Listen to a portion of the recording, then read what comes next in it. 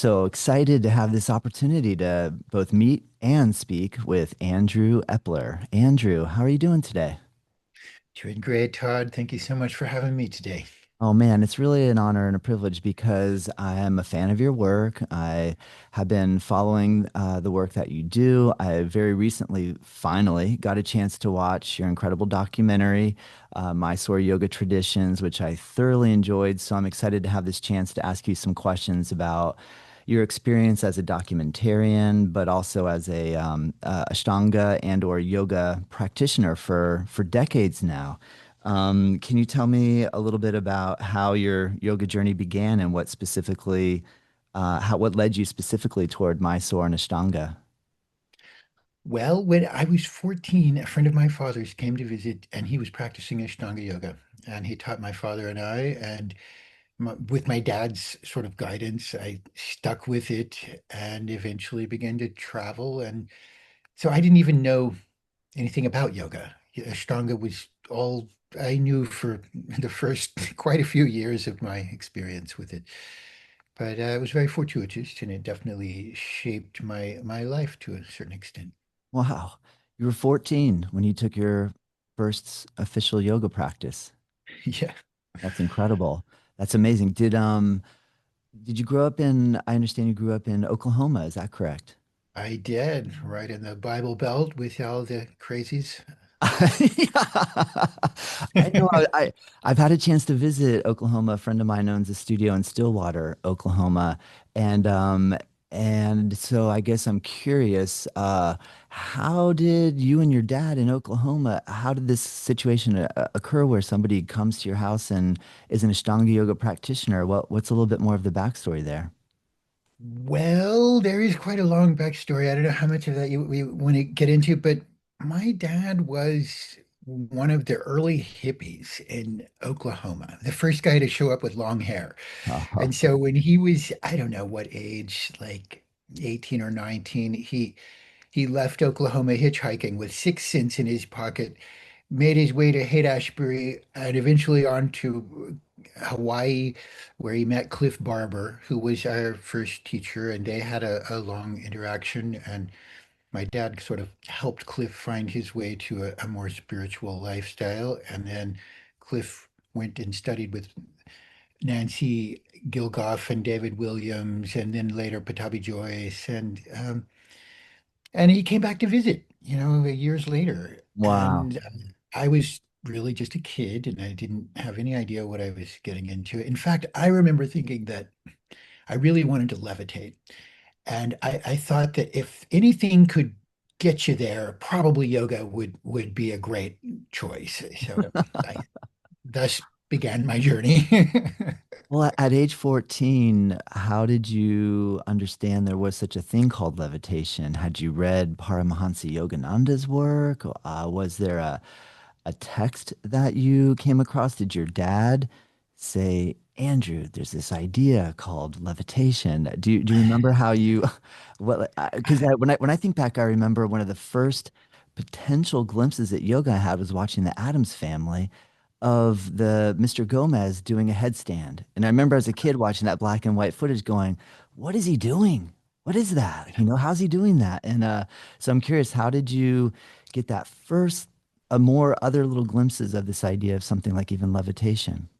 Um, Trying to remember, to be That's okay. honest. All right. I was just I curious if there's, yeah, yeah. My father was really into all kinds of different spiritual practices and esoteric philosophies, Eastern philosophies. He was also, we come from a line of Christian ministers, Nazarene ministers, and Whoa. I grew up with the Bible, and I mean, if you ask me, I am a Christian. I have a Christian name. I was born in this Christian culture, and I'm proud of that actually.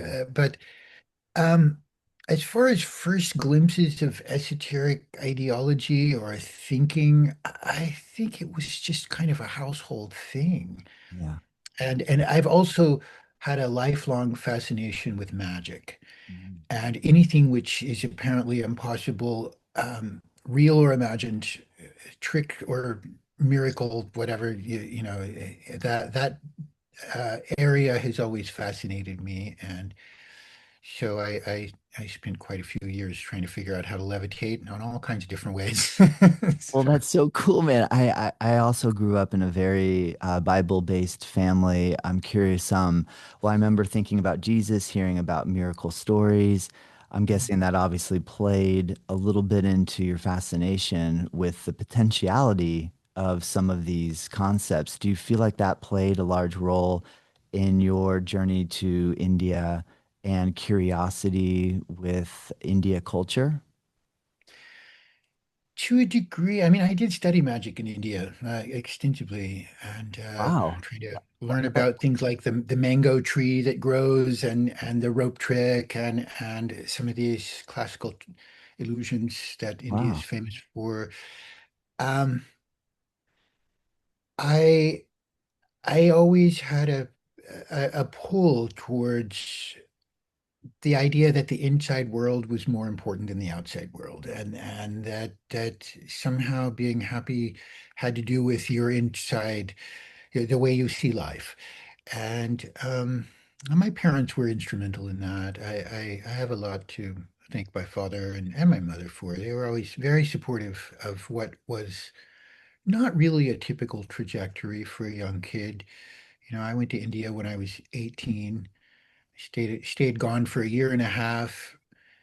Of course, I missed my parents so much, and my family. But I was on this adventure, and I studied with Batapi Joyce in 1990, and saw a bit of Europe, and made a bunch of friends all over the world, and that was a big turning point. Wow. I missed my family so much, and I got home, and of course I was happy to see everybody. But I sort of looked around Oklahoma, and I thought, oh my God, where is this weird place? I shouldn't be stuck here, And it really kind of wired me up to be very motivated to take every opportunity not to be stuck in Oklahoma.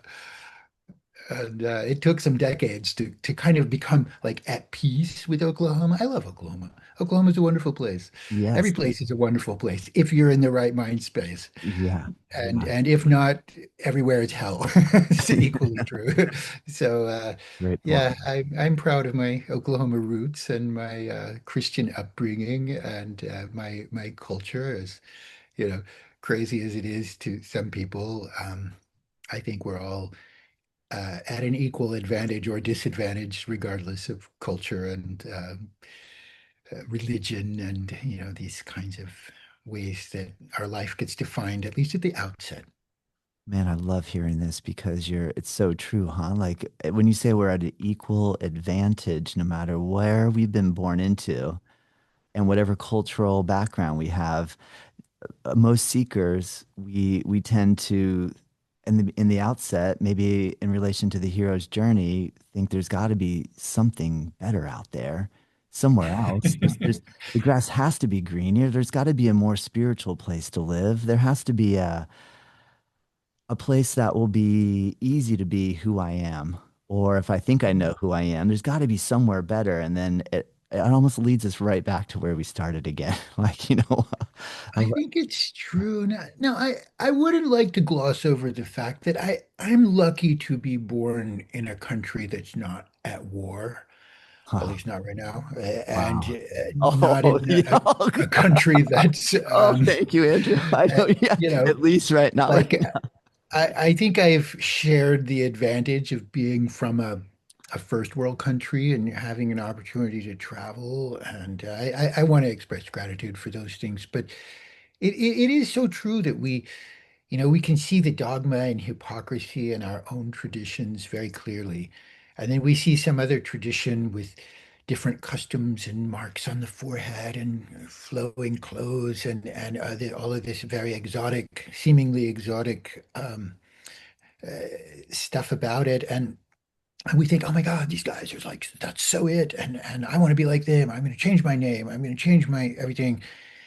And then we realize I'm the same dodo I was before. I just have a different name now. I was like, okay, I still have a lot to work on under any name, under any guise. I'm really all about just kind of being who we are and Oh, facing man. life as best we can. Beautifully said. Well said. Your documentary, Mysore Yoga Traditions, is phenomenal. I highly Thank you. recommend everybody listening to check it out. Very easy to rent on Vimeo. We can go to your website.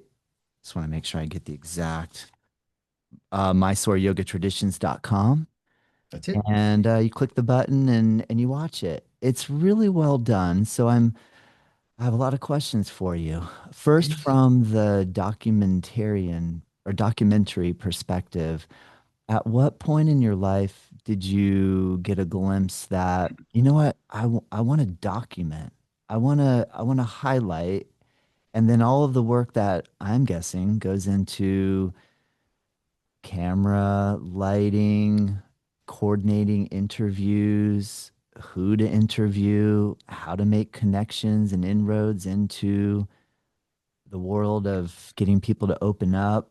Where did that start for you? What was that kind of spark that got you curious? Well, long story. I I started studying with BNS Iyengar in probably 95. And I always had this special connection with him. And it wasn't that I thought that somebody else's yoga wasn't as good. I just really loved this person and created a connection that I felt like you shouldn't dig many shallow wells. At some point, I just felt that he had so much to teach me, and I loved the talks that we had, and it was very impactful. So anyway, at some point, I had this crazy idea that I was going to invite him to Oklahoma, and he was going to teach at my yoga studio. And so I figured he would probably say no, but in the end, he said yes, and he came. Wow. And long story there, visas and logistics, etc. But I can imagine. I he was like 89, I think, at the time, maybe 86 or 7. I can't remember, but late 80s. And it occurred to me that when this guy crosses over, when he dies, it would be a shame not to document all these teachings that he has, because he's an encyclopedic mind, and he has this huge repertoire and worldview, etc. So I asked him if I could make a documentary about him, and he said no, and that he didn't want. He was really not into self-promotion. He's not, he just teaches whoever comes. He's very averse to trying to put himself out there. And I kept after him, and then on his 90th birthday, he finally agreed. I was able to get a letter to him, and he agreed. And then so some friends of mine and I, students and friends, Joey Paz and Bryce Delbridge, and Joey's brother Dallas was our videographer, and another dear friend called Kelly O'Rourke. They were the ones that kind of banded together with me, and we bought tickets and gathered up some equipment, and then he changed his mind at the last second and said, "No, Ah. actually, I don't want to do it." And You're so like, we were like, we got together, like, okay, guys, what are we doing here? If you want to bow out, you can, but so I want you're to in go India study at with this him. point. You already got to India, have everything organized, and that's when We were still in America, don't remember. Okay. actually. Okay. So it wasn't too late to cancel the tickets and but a trip to India is a big deal for us anyway. Just to make the space in your life and come up with the resources and all that. It was never simple. So we felt like the runway was clear, and we wanted to have this adventure no matter what, Yes. and to see Yes. our teacher. And so we got there, and we couldn't even really mention the documentary. We kind of did, but Guruji's very fierce, and if you start trying to I can understand. bring up something and ask him to do something like that could all get very tenuous. So the shortest version of it, we started looking for other people to interview and other voices, and just seeing what we could find. And there was a moment where I went to see the principal of the Maharaja's Sanskrit college, and we were going to go to his house, and one of my Indian friends took me, and I assumed it was going to be a like white collar kind of professional academic person, but he was a swami in orange robes doing puja, and Yeah.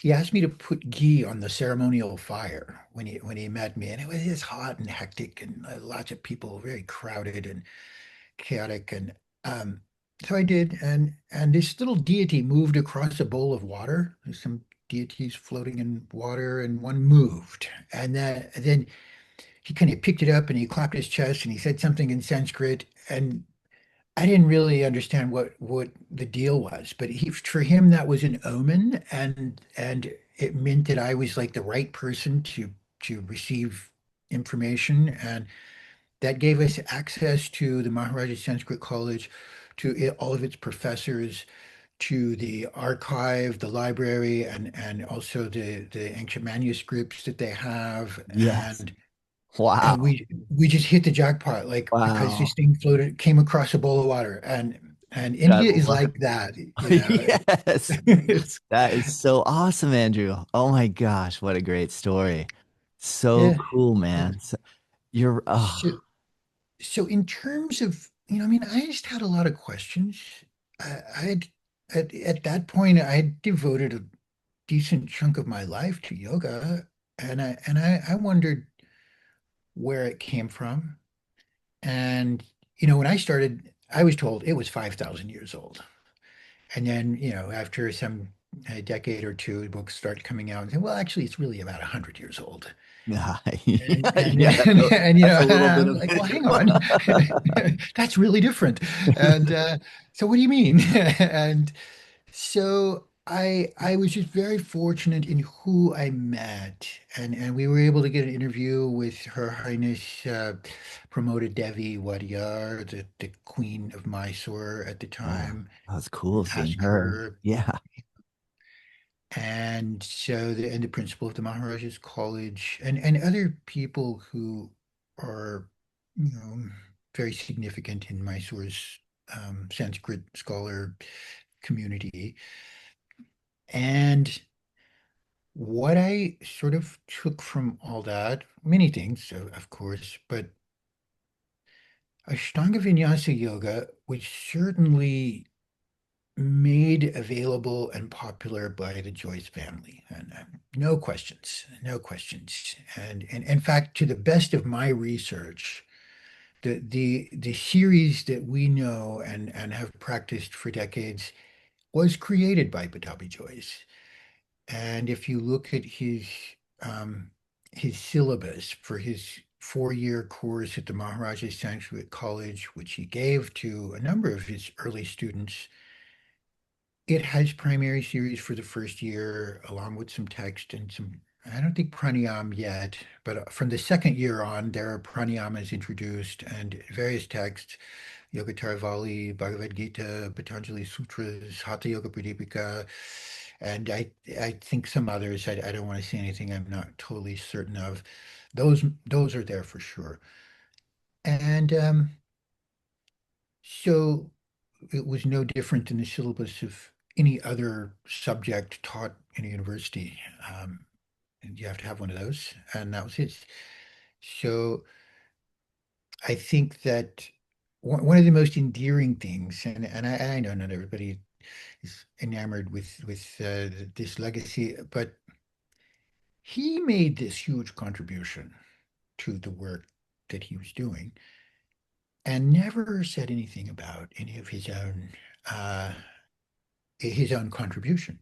He, Mm, like, again, for a Western person, if we make a contribution to a field, if we come up with something new, we want to put our name on it. We would like to copyright it. We want to draw as much attention to that as possible and say, I am an innovator and I've created this new thing and I want everybody to know about it. And if you want to use it, you're welcome, but you have to pay me or at least acknowledge me, etc.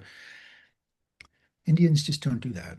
yeah. They they treasure parampara and the lineage, and they very much want to belong to that lineage. And he never said a word, although he clearly did organize the postures in these orders and come up with this brilliant system that created a huge influence in all of modern yoga, really. If Yeah. you start looking at, Yeah. Vinyasa flow and Jivamukti and power yoga and all the kind of Ashtanga takeoffs, it was a giant contribution. So I appreciated that about him. Yeah. Um, Mysore is a big place, in it's a big community. And as I continue to research more, it's been a center of yogic studies for hundreds of years. And it's always had this very high standard of academic excellence. And that's been supported through the Wadiyar kings down through the centuries, in fact. And they've had this long connection with the spiritual tradition that Krishnamacharya came from. He was an Iyengar, and they follow Vishishtadvaita and the teachings of Ramanuja. And so there's a really beautiful story to be told there. And Mysore Yoga Traditions was essentially about the early 19th, the early 1900s, and just asking the people, what do you think about the way yoga is being taught and practiced today? And if you had a message to give to the world about what yoga is all about, what would you say? And Yeah. Yes. um, and we just learned a lot. Some of it was so over our heads. Some of those guys would start talking about things that we didn't know anything about, and it Yeah. just took years to figure out, actually. Oh, wow. I know. Great point, man. Wow. Well, I mean, one of the big takeaways for me upon viewing it is having been indoctrinated in Ashtanga Yoga, hearing the origin stories that float around. And one of them, like you said, first thing you hear is 5,000 years, and then automatically there'll be this assumption that the primary, second, third series of Ashtanga had been taught this way in this order for, well, maybe back to some thousands. We don't know exactly where.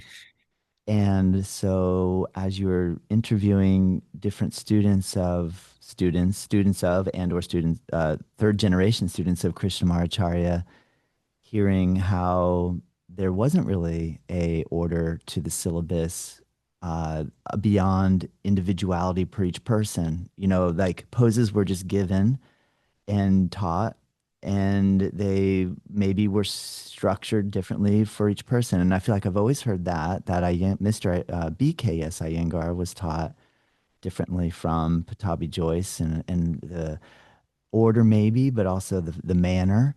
But to hear how your research points that the origin was more of a individually orientated teaching method to how it has been structured, I just find really refreshing. I'm just grateful that you've taken the time to dig in and look for answers, because it feels like it puts a light on a situation where when you're just kind of guessing and you hear myths and stories over time, you just kind of accept like that's exactly what it is. So to have you dig in like this, and obviously we could keep digging. And I love Oh, the yeah. fact that you're bringing up like, wow, it took a long time to decipher some of the things these guys were talking about. We really aren't, it took a while to understand because cross-culturally there's a big divide often. So I mean, I'm enamored and fascinated by your work. That's so cool. What other sort of insights appeared? I mean, for me to actually, because one of the stories I heard from my teacher Tim Miller about the Yoga Korunta is that is this mysterious text that existed, and then a couple of Tim would always joke around that like whenever we would get to a pose like Kapotasana, he'd have us do a research pose of like a Virasana or a Supta Virasana where you have your knees together, heels apart, lay back, and kind of stretch your quads. And he'd joke around and say that the ants must have eaten the Supta Virasana part of the posture out of the sequence, and so you hear that, but to actually see the footage that you got of these these leaves where all these Sanskrit slokas are written on, and how they're being preserved, and the challenge of preservation, needing to oil them so the ants don't eat them. And to actually see that personally for me was like, whoa. That is so amazing. That's so cool. What was some of your feeling when you were seeing those ancient manuscripts opened up in front of you? What was the feeling that you got when you saw that? Well, it was so impactful. They will sometimes let you hold them in your hands. They're delicate. And while there aren't really ants that eat them, there's a kind of mite, and it makes little holes. And I have seen, you know, this with my own eyes, and I've seen fragmented palm leaves that are just barely there, and you bump it wrong, and it's gonna fall down in pieces.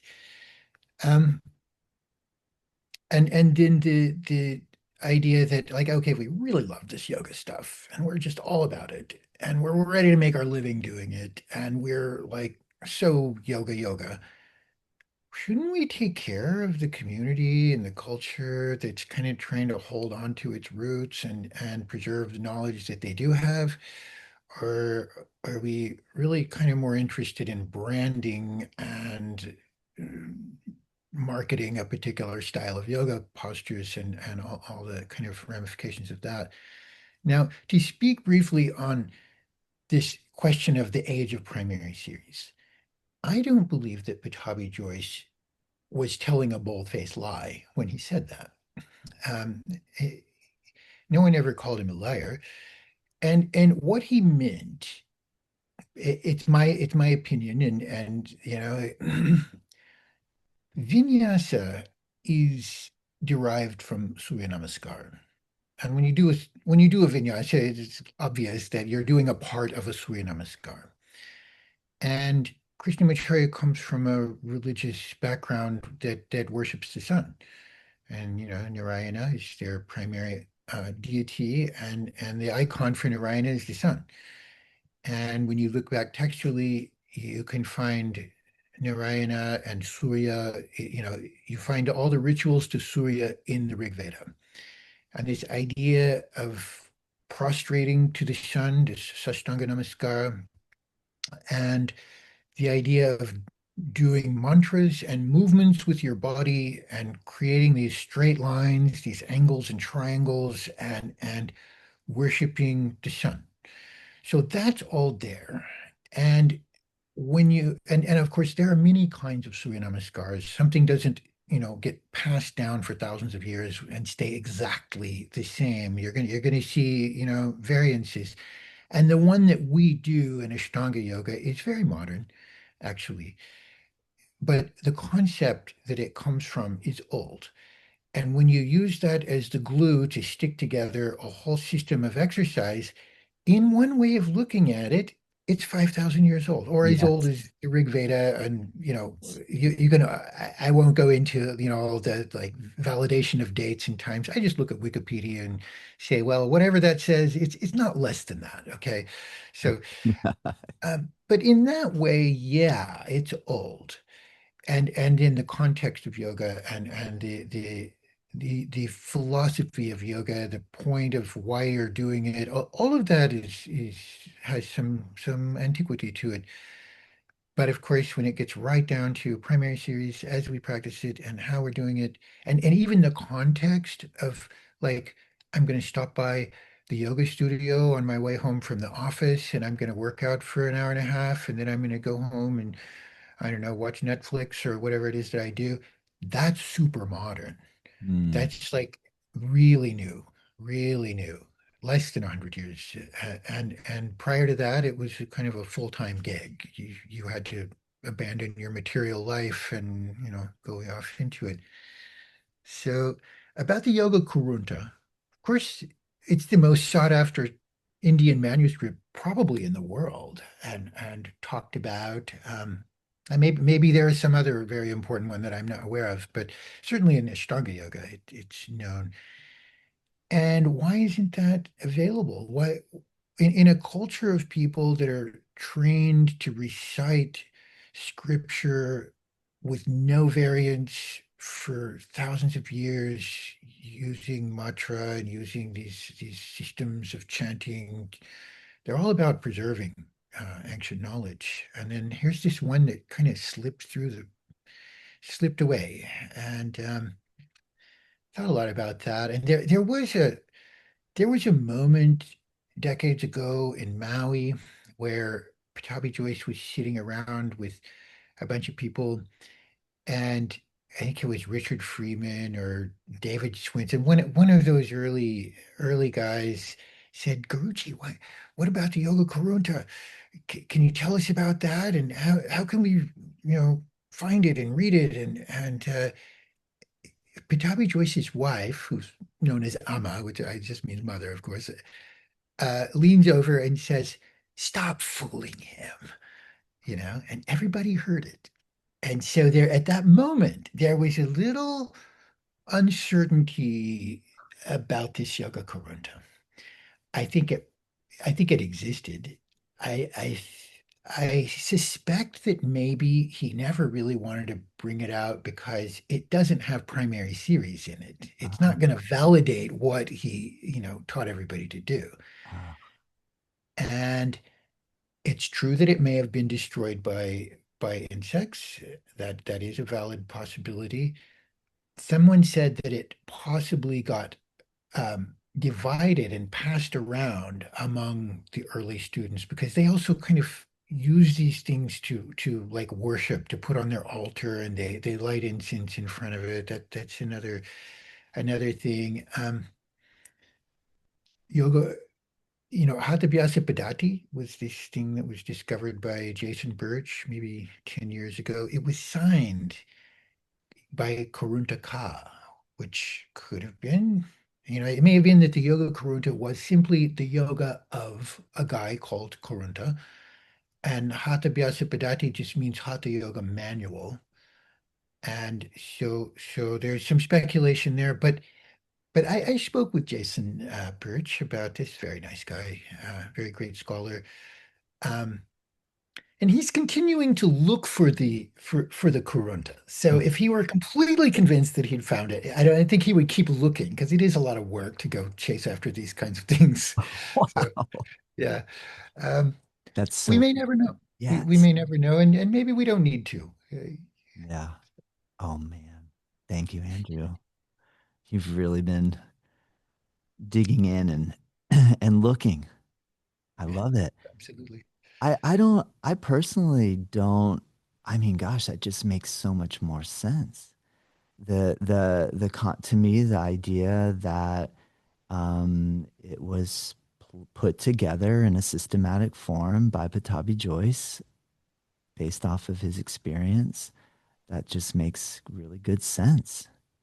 It seems like wouldn't, I mean, I hope I don't, I mean, I just want to be very respectful of culture and tradition. So I hope I don't tread on toes when I ask these kind of questions, although I know it can always push buttons, but I'm curious, doesn't it seem like every person that would teach yoga to some degree or another would have to personalize it as much as they would need to try to preserve it?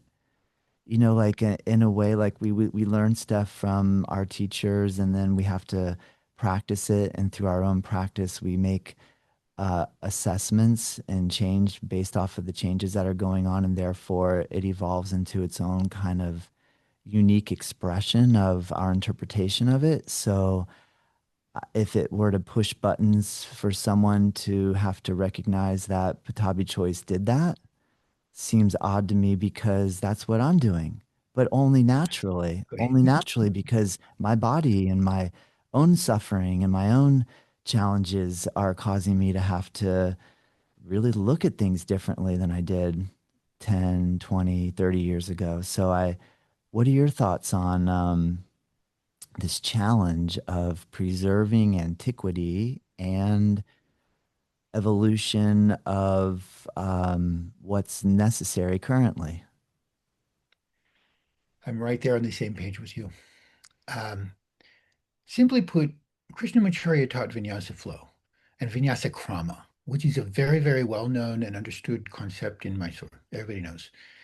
And Batabi Joyce was doing demonstrations, and he needed to kind of fix it into a particular format, and he did a brilliant job of that. Um, that's my understanding anyway. Now, anything that I say could be wrong. there could be some new research that uncovers a different angle. I know, but this is the best that I know at this point in my exploration of the subject. When we look at Ashtanga yoga or vinyasa, let's just say vinyasa, you have to kind of take into account the context within which it was created. And as much as we would like to kind of think that it goes back forever and ever, it was actually created for a reason by a specific person who was asked to do a job. And I feel that the really under-recognized party in Ashtanga's history is the royal family. And so this king, Nalwadi Krishnaraj Wadiyar, was an amazing human being. And when you look at all the stuff that this person did for his community, and also just as a yoga practitioner, he was a yogi, a king and a yogi. Um, he wanted to bring this like warrior spirit, this strength and athletic prowess into the royal family, into the youth of the royal family, and into the community in general. So that was Krishnamacharya's job. Show the world that India can compete with anybody else's physical culture. We can be strong, we can be flexible, we can do weightlifting and wrestling and any other thing. And there is a debate as to how much foreign exercise might have influenced this yoga. And I mean, I think it probably did in the sense that he was competing with it. He needed to show that he could make these scrawny Indian kids into the same kind of athletes that came from these other countries. So of course he's looking at this. And I don't really know, but he came up with a recipe. And I do, I'm studying Yoga Taravali right now with Dr. Nagaraj Rao, and the Mysore Yoga Traditions online studies program is an ongoing thing and very rewarding for me. And Tribanda is there. He basically picked out some Hatha Yoga techniques, created some mojo with his own tradition, with the sun salutations, threw in the bandhas, threw in the drishti, and made the race car of his career. The the fastest, coolest, most impressive, eh, awesome system that was not for old people.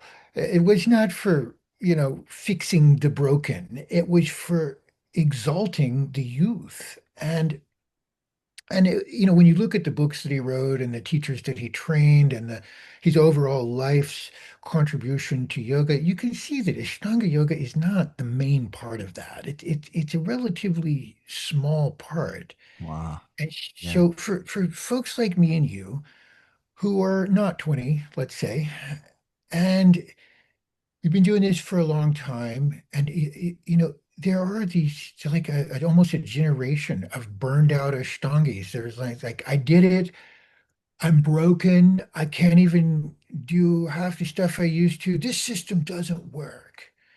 And I don't think that's really fair. I think that you can take it in its essence, bandhas work, pranayama, and I mean that's another side of it. But there's a core structure of ujjayi breathing and drishti and bandha and Surya Namaskar and one breath per movement, vinyasa technique that I do think works for everybody. And I love primary series. Everything I do is based on primary series. It's like if you know the multiplications tables, you're just better at math. And so Ashtanga people always look like they know what they're doing because they do know what they're doing. They've done it over and over and over, and they know exactly what comes next. And that level of refinement is beautiful. And then from a teacher perspective, you've done it, I've done it, we've all done it. You stand up in front of the people and you're like, well, the next thing in the series, no, they can't do that. Okay, let's skip that. And we pull out what we think is going to work under a given circumstance, but that foundation and structure is there. I mean, how many teachers all over the world are doing like a warm up and then some kind of sun salutation as much as they think the group can do, and then some standing postures and some sitting postures and maybe a little inversion and finishing in shavasana. Like this is it's kind of a template that really works well. It's not the only one, but it's a good one. So I really do find the authenticity and sacredness of primary and Ashtanga yoga exactly as you're saying. What should you just wreck your body to uphold a tradition? I'm a traditional yogi. Your tradition is 100 years old, dude. Like it's not, Yes, yes. worth breaking ourselves for. So yeah. Yes, Andrew. Thank you. Thank you.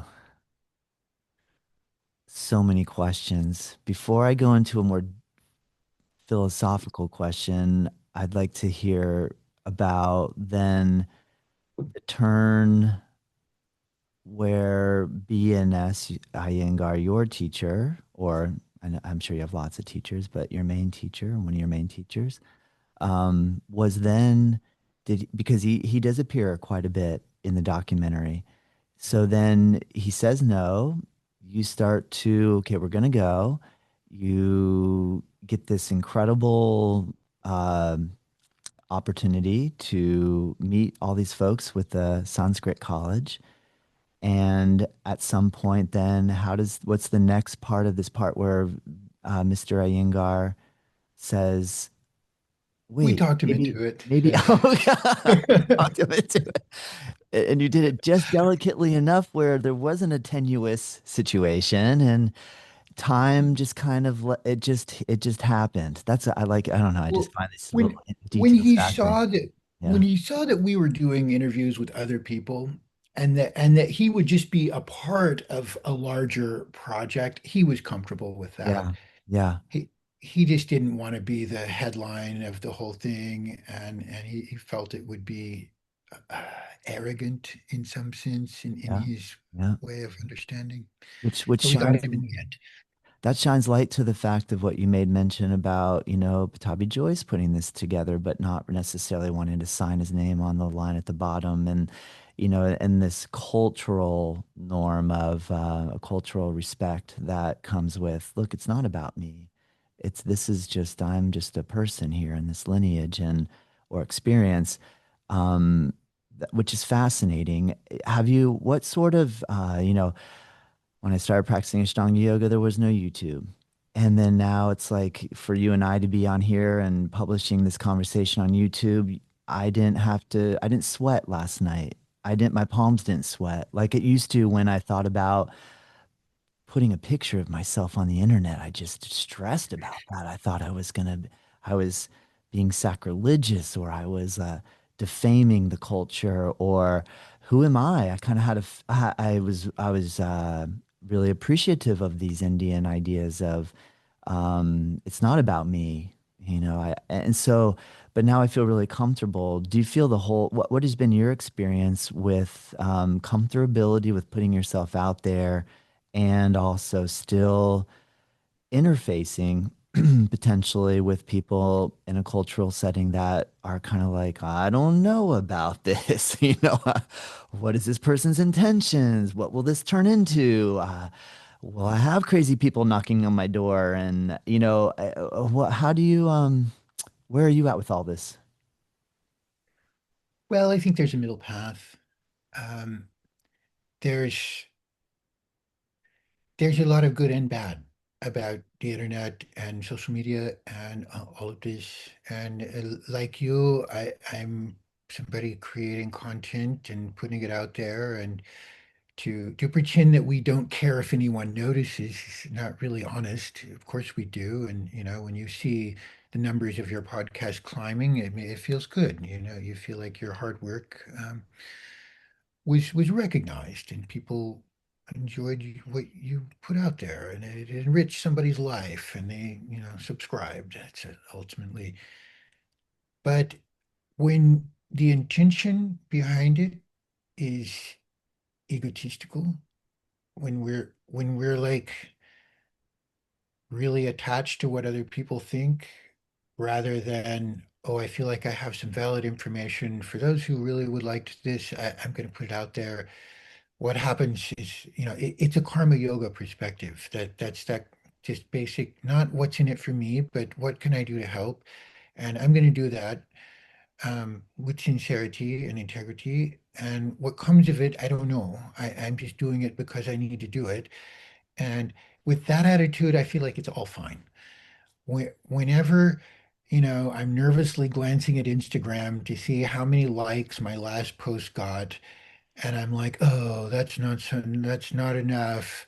I guess nobody cares. All this vibe, it's not yoga. It's just basic human junk that people have dealt with forever, and there's nothing special about it. Nothing like so terrible about it, but it's not evolved. It's not yoga. We all have, to act like I don't have that in me somewhere is just not true. I'm working on it, but it's not the part that I'm trying to grow bigger.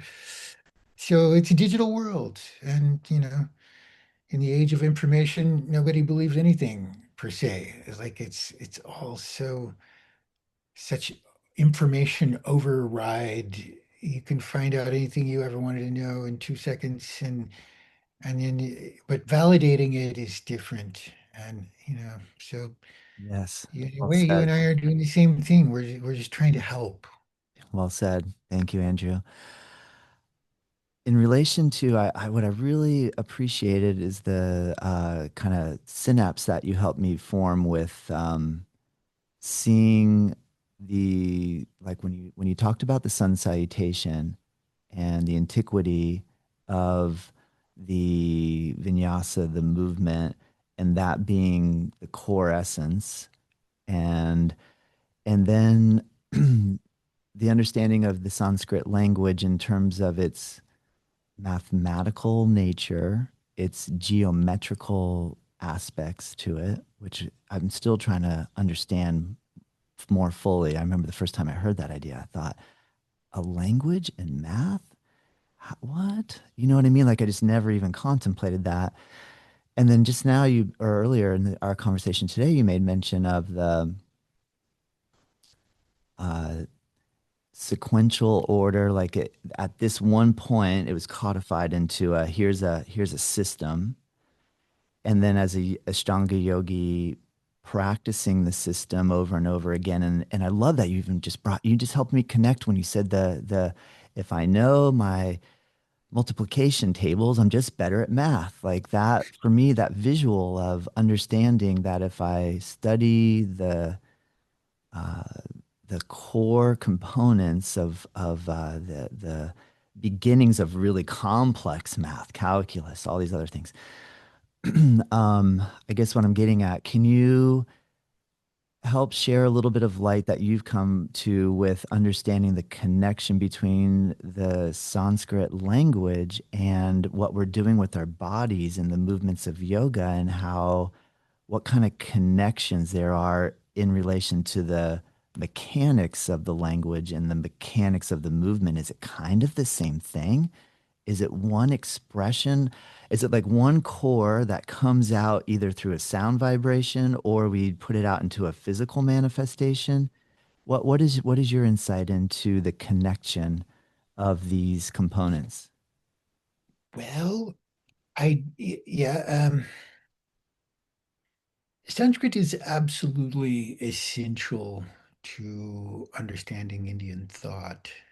And in terms of its numerology is a big, big deal in India. And they have their own, like there's a reason why there are 10 counts in the first sun salutation and 18 counts in the second sun salutation. And those were not arbitrary choices. There is a connection between Indian classical music and vinyasa. And so these counts and these timings, I think it probably has more to do with numerology and things like jata and tala and raga and concepts like that. But it was always supposed to be spoken in Sanskrit. And as I understand, originally the student was supposed to stand in samistiti, recite the posture and the number of vinyasas that it requires to enter the posture. Like, for instance, most of the sitting postures in primary series, it takes 8 vinyasas to get into it, assuming you don't have any trouble. So you raise your arms one, you go down two, inhale, head up three, and by the time you do a push-up and sit down and take your foot and bind it into Ardha Baddha Padma or whatever it is, it's going to be 8. And that concept of we're so precise that we know how many counts it takes to get into this, and we know exactly the name of it and everything about it, and we recite that each time we do it. This is a kind of a drill that's designed to create the sort of impressive practitioners that were required at the time. Um, so there's a lot of ingredients, and we may not necessarily understand all of them. But one point, kind of to digress a little bit, um, it was this king, Nawari Krishnaraj, who paid Krishnamacharya to teach what he taught. And it kind of goes back to this recipe for making very capable practitioners. And that's what the king wanted. That's what he asked for. Mm. And he also was the person who insisted that it be shared even openly with the community and to disregard the caste system because originally it was only like for Brahmins and Kshatriyas, of course, are the king class. Kings are usually Kshatriyas. Um, but much more significantly, to teach it to women, because there is a story of, Indra Devi's mother was some French diplomat, and she was hanging out with the king of Mysore, and her young daughter wants to do yoga, and the king said, "Well, I happen to have a wonderful yoga teacher. Why don't you, go study with him?" And Krishnamacharya said, "No, I can't touch this girl. I'm not supposed to come within 12 inches of this girl. And I don't, this is not for me." And the king said, "No, no, you have to teach her." And so the teaching of women, the teaching of everybody in the community, and the idea that this should be something to make youth blossom into amazing, capable athletes, that really came from the king, No. as far as I understand. And then so in my kind of thinking, Krishnamacharya is great, no doubt, but it could be said that the father of modern yoga, the unknown father of modern yoga, is the king, Yeah. you know. Wow. And so segue into the fact that you're creating a part two documentary called, I believe, Kings and Yogis. King, Yeah. I have that right, correct? And so I wanted to watch that right away after I finished the other one. And it looks like you're close. It looks like from the information on your website, you're close to releasing it. We're not as close as we would like to be. Okay, okay. I'm What's the I've holding realized what's that holding you I what's can't do it yeah. without funding. Mhm. I have to gather some resources to push it on through. Okay. I have most of what I need to make it. And I thought that I was going to do it just in my spare time, like I was just going to stay up a little late and spend a few hours each evening. And it didn't happen. I have a 3-year-old daughter, and I kind of had to deal with some other things. I've got like the core of it, and Kings and Yogis deals not so much with 19th century, but what was the sort of cultural context that all of this evolved out of.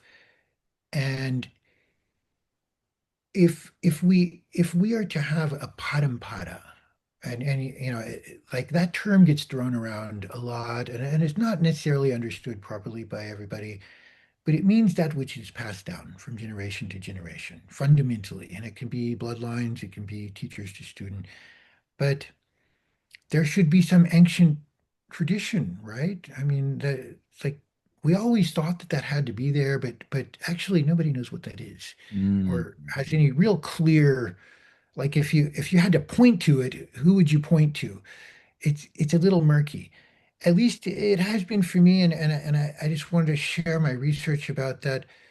So when we follow the postures, there's a lot of great books that have been done and great research, and we don't know how old these poses are. And there's the story of Krishnamacharya studying with this Rama Mohan Brahmachari. We've all read it. But to my knowledge, nobody knows anything about this guy. They don't even know what language he spoke. It's not even totally clear where he was. Somewhere in the Himalayas, maybe India, maybe Nepal, maybe Tibet. It just depends on what you read. And whatever whoever he was, nobody knows about him. And so you can argue different things. You can say, well, yoga's ancient and, starting about maybe the 8th or 9th century, you see it in temples and so on. But in the end, it's a big question mark. When you try to follow the spiritual lineage that Krishnamacharya came from, and if you think of it as a spiritual practice, then it makes sense to follow the spiritual lineage. And if you think of it as just purely a physical practice, then it makes more sense that you'd want to know about the postures. And I mean, fair enough. We want to know about the postures first because that's what we started with, and that's legit. But then if you go a bit further, this spiritual lineage is actually very easy to trace. And 1,000 years ago, a little more, Ramanuja emerged onto the scene. He was part of an earlier parampara of Sri Vaishnavas, and he founded Vishishtadvaita. He he appointed 74 priests and called them Iyengar, the keeper of five rituals. Everybody in the world who has the name Iyengar can trace their ancestry back to one of those 74 guys. And many people, I think, who may not necessarily have Iyengar in their name have that ancestry. And they're not necessarily related by blood because there are 74 of them. And the Anantacharya line is the one that I'm studying under. And he was one of the close people with Ramanuja. And so like people like Dr. Alwar and Lakshmi Tadachar, his father, who I studied with for years before he passed, they can trace their ancestry from father to eldest son back for 1,000 years to Ramanuja, and they've kept this knowledge intact, passing it down in their family. And so when I figured that out, I was like, well, guys, what's the knowledge? Tell me. Like, how do I, how can I, start to learn about it? And even though I'm like a kindergartner and you're a, college professor, like, meet me where I'm at. Come on. What can I do to learn? Yes. And it's, Lakshmi Tadachar, I didn't even know who he was, actually. Anybody whose name ends with char is an acharya. That's not a that's it's a big deal. And but this guy made time to talk to me for 3.5 years, like every week. Wow. And with no didn't ask for money, didn't ask for anything. And sometimes he would be busy, he would be traveling, and it was only when he died that Alwar sent me a little pamphlet about his spiritual lineage, and I realized, oh my God, that's no wonder he was so busy. And it was very humbling for me. Wow. That's So humbling. Ramanuja dug up this ancient deity called Narayana and installed it. He had a vision and went and dug up this ancient deity, this Narayana. Chelava is beautiful. And they, made Narayana temple in Melkote. I do a retreat there every year. Um, And then 400 years ago, these Wadiyar kings came down from Dwarka, I believe, and they wanted to go to Melkote to see this deity and take its blessing. And then they had a dream, and they went to Mysore and they conquered this Maheshasura, whose name, Mysore comes from the name of this person that they defeated in battle, and they saved a girl. There was a girl who's was of marriageable age, and her mother was queen, and this Maheshasura was going to force her to marry him so he could have the kingdom. and the Wadiyars stepped in and defeated him, and one of them married this girl, and they say that when that first king died, as legend has it, a flash of light left his body and flew back to Chalavanarayana at the temple in Melkote. So, from the very earliest history of the Wadiyar dynasty in Mysore, there's been a strong connection with Melkote and with this lineage of yoga and spirituality practiced by Krishnamacharya's line.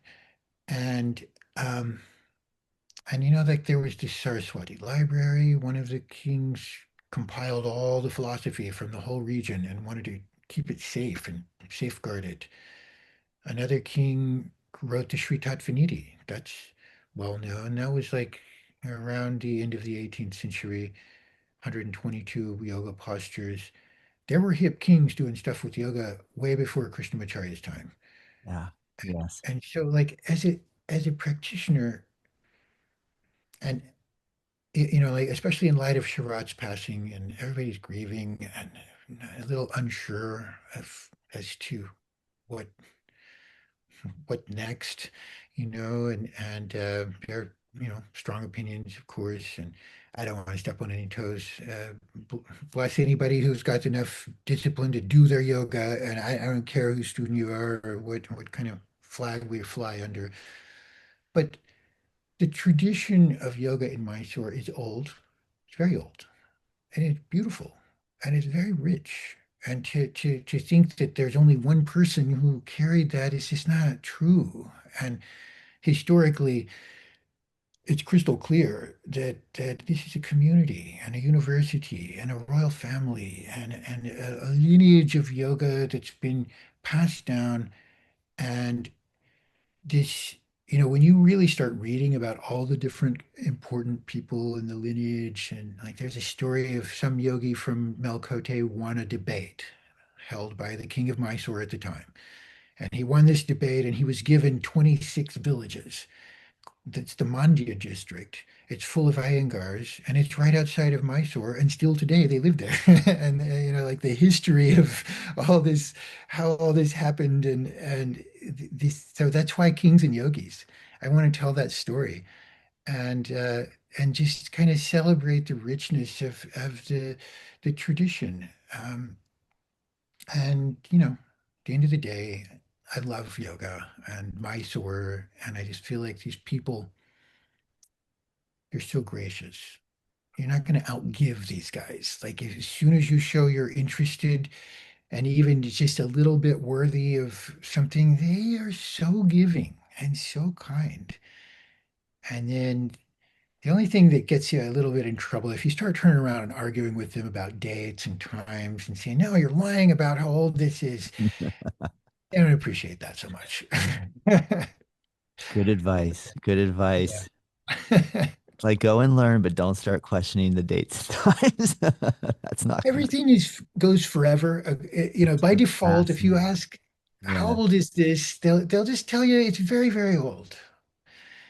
And that's true always in the same sense that primary series is 5,000 years old. If you look at like the Yeah. ingredients Yeah. of it and the Yes. continuum of people who've arrived at this, in their mind, it's all very old. Wow, Andrew. Oh, thank you so much. Everything I learned so much today. I can't tell you how much I appreciate your passion and dedication. I mean, luckily there's people like you, and thank you. Thank you. I really just feel gratitude right now. I don't know if I have any other questions for you. I have lots of other questions for you, but I think you gave so much great information and helped me to see the my yoga picture has gotten a little bit clearer and broader and clearer at the same time.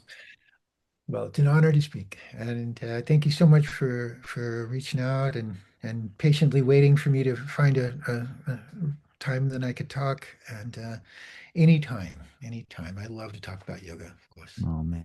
Thank you, Andrew. I look forward to a future conversation, and I really hope that listeners will be inspired and help with funding for your project and continue it on because it's I think really open enlightening. So thank you. Thank you. And I will mention briefly, Please, please. I made that film, Mysore Yoga Traditions, of course, and I had such a profound experience making it that I thought I should invite all my friends and whoever wants to come, and we should all just hang out with these guys. And so that's how Mysore Yoga Conference started.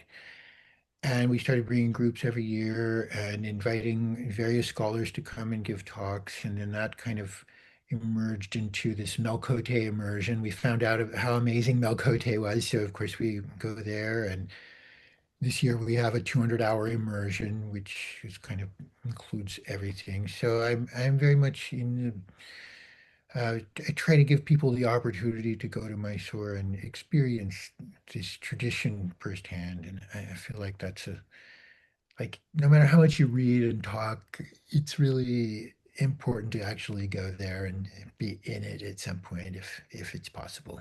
So When yeah, is that's what that? When is the date of the next conference?